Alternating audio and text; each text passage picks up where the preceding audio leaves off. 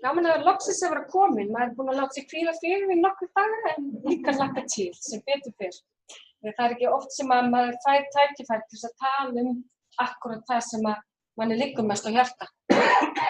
Ég búinn að vera ljósmóðir í húsinu í 15 ár, starfað nokkur ára áður sem hjúkrunarfræðingur. Þannig að maður kannski ekki alveg grænjaxl, en þessi rannsóknarhugmynd svona cirka 10 ára gömul. Þá gekk ég nú með 4. barnið mitt og hafði ekki alveg tíma til þess að fara í nám. Þannig að svo vildi það svo skemmtilega til að þegar maður byrjaður, að þá ríða allar þessar byltingar yfir, þessar MeToo-byltingar sem hafa verið í gangi. Þannig að þetta kannski fellur í dálítið frjóan jarðveg núna. Fólk svona tilbúnar og opnar til þess að ræða þessi mál. Þannig að, kann ég ekki svo? Yes. Nú, Sigrún er náttúrulega búin að skýra nokkuð vel út fyrir ykkur hvað í rauninni í gangi. En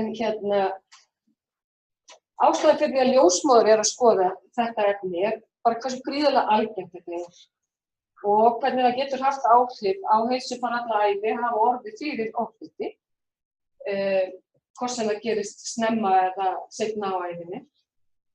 Það vakti svona sérstaka forvitni mína að skoða þetta efni vegna þess að afleiðingarnar geta birst okkur ljósmæðum þegar kannski síst skipti. Þegar við erum í krefjandi aðstæðum í fæðingu, þegar kona undir bæði miklu andlegu og líkamlegu álagi. Þannig að mér fannst þetta mjög merkilegt að eitthvað svona löngu liðið áfall gæti haft eða komið fram á svona stundum. Þannig að það svona var til þess að ég stökk í djúpinu. Þetta í rauninni kenningin á bakvið það sem að gerist þegar fólk verður fyrir áfalli. Í rauninni, þetta hefur áhrif á streitukerfinu okkar og undir langvarandi streitu þá var ónæmiskerfið að gefa sig. Þetta svo Sigrún var að tala áðan, þannig að þetta hefur áhrif getur haft áhrif á allt heilsufar og mismunandi hvernig það birtist fram. Ég ætla ekki að eyða lengri tíma í þetta. Rannsóknin mín var eiginlega, vegna þess að ég vildi kafa dýptina og skoða fyrirbærið. Það hafi verið svo sem gerða tilraunir til þess að skoða þetta meginlega, en ég hafði áhuga á að skoða þetta fyrirbæri. Þannig ég talaði við 9 mæður og fékk viðmælendur í gegnum þessi sjálfshjálparsamtök sem eru starfandi í þjóðfélaginu eins og Aflið og Stígamót og Grétarslóð. Ég tók 16 viðtöl alls. Og þetta aðferðafræði sem ég notaði, var kúfeskólinn fyrirbærafræði. En af því að þetta svona eiginleg rannsókn, þá sjálfsögðu ekki hægt að heimfæra hana upp á alla þolendur. Af því að ég náttúrulega valdi í rauninni að fara þá leið. Mér fannst mér ekki sinnferðilega stætt á því að var að taka kannski manneskju sem var að byrja í úrvinnslu. Heldur manneskju sem var búin að tala eitthvað sín mál. Þannig ég væri ekki að koma henni í uppnám eða í erfiðan fasa með því að vera að vekja athygli á eða vera að fá upplýsingar henni líða og viðbrögð og minningar og allt það. Þannig að sjálfsögðu ekki hægt að heimfæra upp á allt, en það voru ótrúlega sterkt svona þemu sem komu í rauninni fram. Og þegar maður gerir svona eiginlega rannsókn þá gerir maður greiningar líkan. Og þetta svona mitt líkan hérna. Og þetta svona kjarninn í því sem að ég í rauninni fann sameiginlegt gjörð.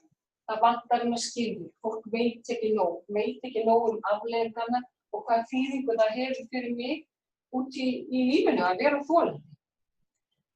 Og að þegar við ljósmæður við skiptum henni með öll meðgöngufræðingur sækulega, þessi þrískipting.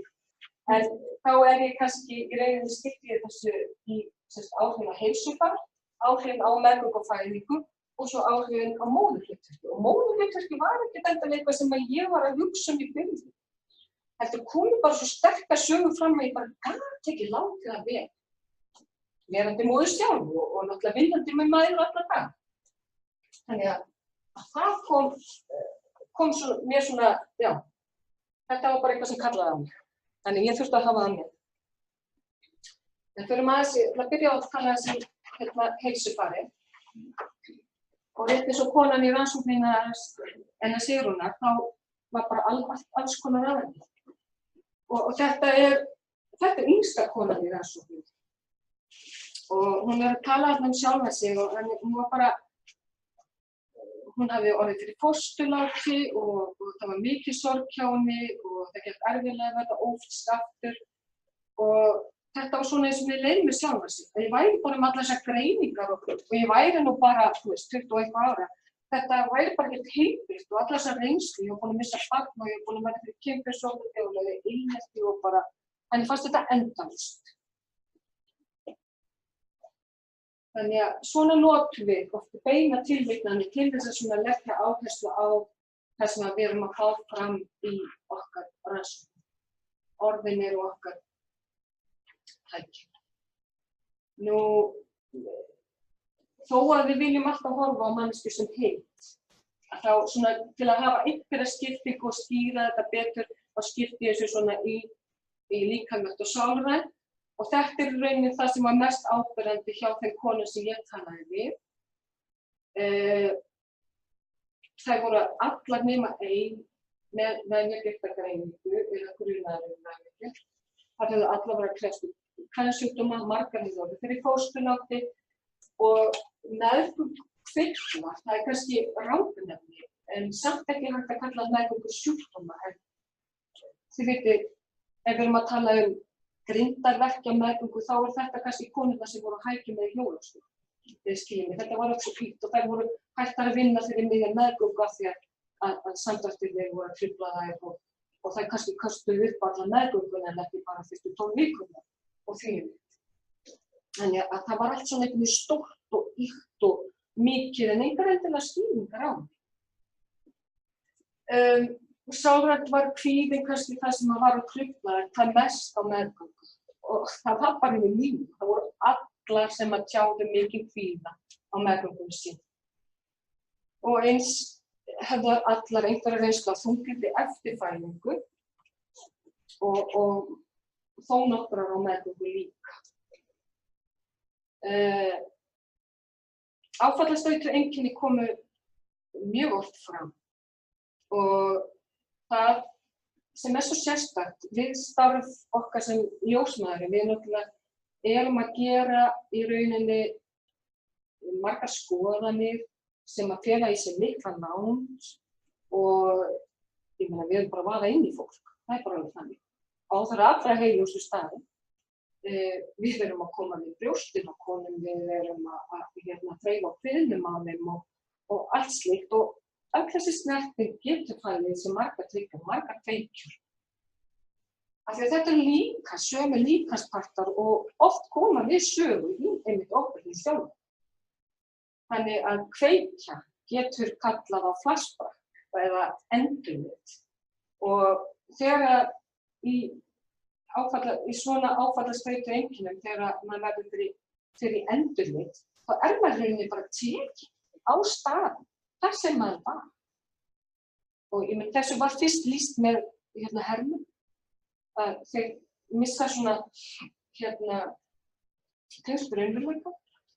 Og þetta er því miður eitthvað sem maður hefur upplifað á fæðingarstofum. Að missa algjörlega tengsl við konuna sem maður er með í fæðingu. Og ég efast ekki það að margir hér sem hafa unnið í einhverju bráðaaðstæðum, þeir hafa upplifað þetta. Allt í einu hefur bara eitthvað kontakt við manneskju. Hún er bara farin, hún er horfin. En þetta er í rauninni þetta svona varnarmekanismi sem að bara manneskja ræður ekki við aðstæður. Það er eitthvað sem kallar fram og hún bara fer út líkamann. Hún kannski til hliðar með sjálfa sig, horfir ofan á eða einhvers staðar ekki í tengingu. En það voru líka jákvæðar sögur einhvers staðar. Og hérna er Katrín að lýsa í rauninni hvernig úrvinnsla hjálpaði henni að með sín líkamlegu einkenni.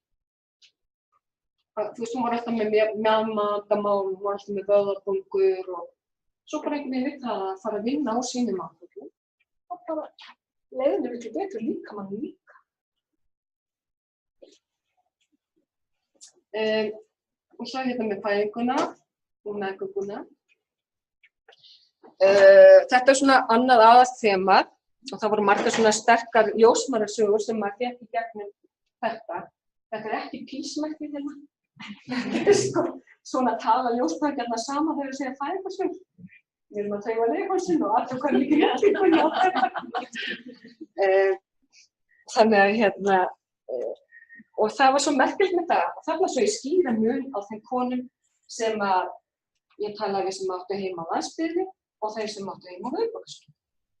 Og hvað skyldi það vera? Það samfellt að fá að hitta sömu ljósmæður aftur og aftur. Þeir sem að muna kannski þennan tíma þeir áttu góðan heimilislækni og hefðu greiðan afgangar og maður gæti bara að panta sér tíma og ekki tíma á morgun og bara hafa við sér allt um hann. Það svolítið svo tilfinning sem við erum að kannski að hugsa með samfellinu og geta leitað til sama læknis aftur og aftur, geta leitað til sömu ljósmæðina. Og það alveg sannan, sko, mínum huga sannan, þó að, þú veist, það hefur verið sýnt fram á með einhverju rannsóknum, að þú ert fljótar að pikka líka upp sem heilbrigðisstarfsmaður ef þú þekkir manneskju svo mjög í höndum. Þannig að þetta mjög mikilvægt, ekki bara fyrir okkur sem heilbrigðisstarfsmenn, líka fyrir konuna, fyrir sjúklingin, fyrir alla, væri þetta bóta við erfið og við myndum miða við sem mesta samfellu í allri okkar. En þema í fæðingunni var oft þessi berskjöldur og við þessari viðkvæmu stöðu að stellingarnar sem að kannski eldri konurnar voru settar í og forræðishyggjan sem að var auðvitað í gangi sem betur fer hverfandi. En við megum ennþá passa. Eins og til dæmis að bara, má ég snerta mig, má ég skoða mig, má ég koma við, má ég taka blóðprufu, má ég gera þetta. Fá leyfi fyrir okkur. Það skiptir þolendur ofbeldis óbúðslega miklu máli að fá leyfi. Og Snædís, hún sagði, sko fyrsta meðgangan mín, þetta var bara, ég var bara í fyrir að kasta allar meðganguna, bara því ég vissi það, hvernig maður tjekkað á útvikkunum, hvers og fyrir. Það væri einhver sem bara kvikið. Og þetta hefur auðvitað áhrif á svo margt að vera þolendur ofbeldis. En og einmitt þetta að biðja leyfi, það kemur svo mikið á þetta og þetta hefur verið mikið skrifað í einmitt fæðingarfræðin að það þetta að fá að vera við stjórn. Ef að konan upplifir stjórn í þessu ferli, að hún fái val, að hún sé spurð og hún upplifir stjórn í sinni fæðingu, þá getur hún nánast bókað í góða fæðingarfræðslu. En þetta mjög mikið. Og svo líka þetta í rauninni svona umhyggjuleysi að upplifa stuðning og maður sé virtur sem manneskja, en ekki bara, við veitum, eitthvað númer, einhver legháls, einhver dumpa, og koma svo krakkuð. Hér til þess Júlía, hún að lýsa fyrstu innri skoðunum sinni. Hún hefur verið fyrst til fæðingunni og hún fékk þessi sterku líkamlegu viðbrögð. Á þessum tíma var hún ekki byrjuð sínu umhverfi. Hún hefði engar minningar upp á yfirborðinu að hún hefði orðið fyrir ofbeldi sem barn. Það það sem mér, og ég muni kannski bara eftir biskupsdótturinn ári, bókin sem kom út og allt það. Þetta er það fyrirbæri, skiljið. En þarna í rauninni verður þetta svona upphafið að því að hún getur farið í rauninni úrvinnslu sín mál. Mér leið bara eins og ég þurfti að kasta upp og af því ég var í svona sjokkástandi, skilurðu, af því að þú veist, þetta var náttúrulega svo viðkvæmt svæði og líka með man eftir snertingunni sem gerðist þegar ég var pínlítið sterk og ég fann hvað mér var hryllilega fljótt og ég fór eiginlega gjörsamlega og líka manni með þessari skoðun og konan gerir sér enga grein fyrir þessi gerðist. Og hún var svo merkilegt, hún lýsti því svo vel hvernig hún var alltaf við hliðina á sér. Hún var aldrei inni í þessum líkama. Mér finnst þetta mjög merkilegt. Nú, síðasta þeman áhrifin á móðurhlutverki og það var svona þessi sársauki, sektarkennd sem að litaði maður. En þetta er svona lýsing á því sem mér finnst hvað erfiðast að upplifa á fæðingarstofunni. Það er mamman sem fær barnið í fangi og sýnir hann stundum við. Bara ekki neitt, ég er bara búin með allt. Þetta er ekkert eftir, það var bara hvað barnað á maganum á mér hérna og svo ég sá ekki eins og fram, en ég var bara, ok, fínt, ég er bara búin að því. Og þessi konu lenti, það kom ég sjálfsvísfjóðlengar eftir nokkra vikur og var komin í tengsla við eftir einhverja mánuði. Ekki aðeitt. En það var þessi yfirþyrmandi áhrif og tengslamyndun sem hefur áhrif á. Og þetta er það sem mér finnst langverkilegt. Börnin eru kveikjur á því að kalla fram þessar minningar. Og þetta kom ekki að tóa. Alþjóðlaust barnanna. Ég var hérna með hvernig Sólrún að lýsa þegar hún fann minningarna sínar upp á yfirborðinu. Þá hafði hún eignast stelpu og stelpan hennar var þarna 4-5 ára. Þá fær ég alltaf inn að vera svo pirruð út í henni. Nei, pirraði mig allt sem hún gerði, allt sem hún sagði einhvern veginn og þá fær ég bara að skoða það sem er í gangi. Vegna þess að hún hafði verið byrjuð í úrvinnslu út af nauðgun sem hún var sem unglingur. En bara við að horfa á þetta litla barn, þá fer maður einhvern veginn ósvart að spegla sig í. Hvernig var ég á þessum aldri? Og þá einhvern veginn kalla það fram minningar, barnið tryggar þetta. Þannig að það er alveg ótrúlega sterkt einhvern veginn, hvernig það kemur fram. Þannig að, já, og svo þetta með kyni. Það var til dæmis ein sem lýsti því að hún var algjörlega friðlaus í margar vikur á meðgöngunni vegna þess að það sást ekki kyni í 20 ára. Og stundum hristu við hausinn því bara, hvað máli skiptir, hvað kyn barnið er, bara heitir barn, ekki bara fyrir ánægði með það. En kyni vildi skipta ótrúlega miklu máli og þær konur sem voru í minni rannsókn, það var oftar að þær áttu til dæmis erfiðara en að tengja drengjum heldur en stúlkum. Og það var til dæmis dæmi mömmur sem að það farið mjög fljótt inn að geðdeild eftir fæðingu vegna þunglyndis. Hún var svo hrædd að vera sjálfgerandi, hún vissi ekki hvar mörkið lágu, að hún þurfti að fá aðstoð við að baða barn. En svo gat ekki komið þetta svæði. Önnur þurfti að fá, bara maður hennar sá að skipta þeim. Hún bara höndlaði það ekki. Og hún sagði svo mamma bara, ég gat aldrei tekið drenginn alveg inn að hlakka. Og það var alltaf einhver svona bremsa sem að hún náði aldrei alveg að komast yfir. En það er líka svo sem við lýst í rannsóknum að það er erfitt að eignast stúlkur vegna þess að þær eru náttúrulega voru allar litlar stúlkur einhvern tíma sem að urðu fyrir ofbeldi og þá var það hvernig ég á að vernda hvernig ég fyrir ofbeldi. En hvað er maður að gera í þessu? Nú, við viljum hafa umönnun sem að það sem við reynum að sleiða sem mest hjá þessum triggerum. Við viljum hafa þetta upp á yfirborðinu. Við viljum spyrja konurnar og eins og spurt var áðan, þá er ég alveg sammála Sigurði með það að þegar maður kemst í æfingu að spyrja. Að þá, maður fær ótrúlega góð við og ég hef aldrei verið með konu fyrir framan sem hefur eitthvað móðgast eða fyrst við að því ég spurði hana ekki sem að orðið fyrir orð. Og svo kannski skilgreini það aðeins nána ef að kemur svona hik á þess að orðbeldi eru það margt annað heldur bara kynferðislegt ofbeldi í æsku. Við þurfum að tengja, við getum kannski frætt og undirbúið mæðurnar undir þessi viðbrögð sem ég var að lýsa á að það geta lengst triggerar í ferli. Og svo náttúrulega samfellan, ég elska samfellan og ég skal alveg tala heila dag samfellan en það er eitthvað sem ég held að margir stefna af allt. Og við þurfum alltaf að vinna saman að þetta faglega fóru. Þannig að ég ætla bara, já, ég ætla að vona að ég koma lengra í þessar fæður. En þetta er svolítið svona ennþá fyrir. Það er eitthvað sem bara, og ég bara ofbeldi og kynferðislegt eitthvað bara áfrist. Þannig að við þurfum bara að finna. Takk fyrir.